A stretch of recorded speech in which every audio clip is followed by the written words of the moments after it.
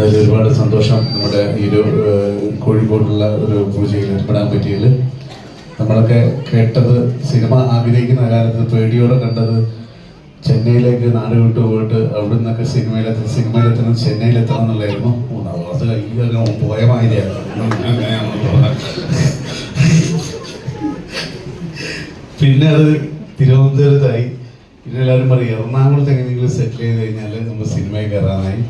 ഇപ്പം പൂജയ്ക്ക് ഞാൻ എൻ്റെ സ്കൂട്ടർ എടുത്തിട്ട് 15 മിനിറ്റ് യാത്ര ചെയ്തിട്ട് നമ്മുടെ നാട്ടിൽ തന്നെ എത്തി. വലിയൊരു സന്തോഷം. അപ്പോൾ എവിടെ പോകാണ്ട് നമ്മുടെ നാട്ടിൽ തന്നെ ഒരുപാട് കലാകാരന്മാർ വരികയും അവരൊക്കെ വളർന്നു വരികയും ചെയ്യുന്ന വലിയ സന്തോഷം. എന്തായാലും ഇവിടെ എത്തിയപ്പം നവാസ് പറഞ്ഞ സത്യമാണ്. നവാസിനെ കണ്ടപ്പം ഈ പടം ഹിറ്റ് എന്ന് ഞാൻ പറഞ്ഞത് വെറുതെയല്ല. ഞാൻ കണ്ട പൂജയിലൊക്കെ നവാസുള്ളപ്പോൾ സിനിമയിലും ഉണ്ടാവില്ല. അപ്പം പിന്നെ ആ പടം ഹിറ്റാവും. ഏകദേശം ഓർമ്മയില് പിന്നെ വിനോദേട്ടൻ പറഞ്ഞ പോലെ ഒരു മറുപടി പുസ്തകം തന്നെ പറഞ്ഞ പോലെ കയ്യടി കിട്ടാൻ തന്നെയാണ് ലേറ്റായിട്ട് വന്നത്. ഞാനവിടെ വണ്ടി സൈഡാക്കിയപ്പോൾ മതിലിൻ്റെ അപ്പുറത്ത് ഒരു ചങ്ങായി ഇരിക്കുന്നുണ്ട്, ഹരീഷ്. കുറച്ചുകൂടി കഴിഞ്ഞ് പോകും, അപ്പം ഒന്നുകൂടി കയ്യടി കിട്ടുന്നു. കുറച്ച് കഴിഞ്ഞിട്ട് വരുള്ളൂ.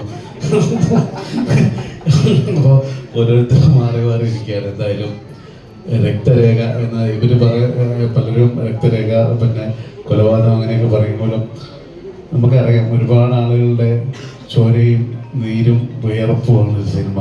ആ രക്തം കൊണ്ട് വരച്ച നേരെയായിട്ട് വലിയൊരു വിജയമായി മാറട്ടെ എന്ന് ആശംസിക്കുന്നു, പ്രാർത്ഥിക്കുന്നു. എല്ലാവരുടെ ആശംസകളും.